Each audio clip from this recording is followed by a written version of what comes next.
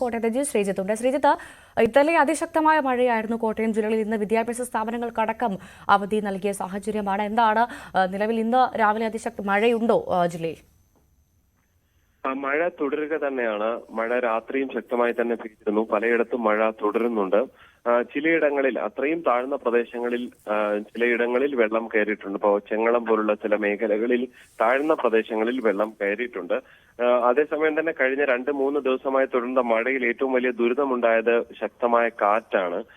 ഈ കാറ്റ് പലയിടങ്ങളിലും അതായത് വൈക്കം മേഖല, പാലാ മേഖല, രാമപുരം അങ്ങനെയുള്ള സ്ഥലങ്ങളിലെല്ലാം നിരവധി മരങ്ങൾ കടപുഴകി വീഴുന്ന ഒരു സാഹചര്യമായിരുന്നു ഉണ്ടായിരുന്നത്. വീടുകൾക്കടക്കം അതുകൊണ്ട് തന്നെ വലിയ നാശനഷ്ടം ഉണ്ടായിട്ടുണ്ട്. ഇപ്പോഴും അങ്ങനെ ഒരു ജാഗ്രത തന്നെയാണ് തുടരുന്നത്. ഈ ഈരാറ്റുപേട്ട വാഗമൺ റോഡിൽ രാത്രി ഗതാഗതം നിരോധിച്ചിട്ടുണ്ട്.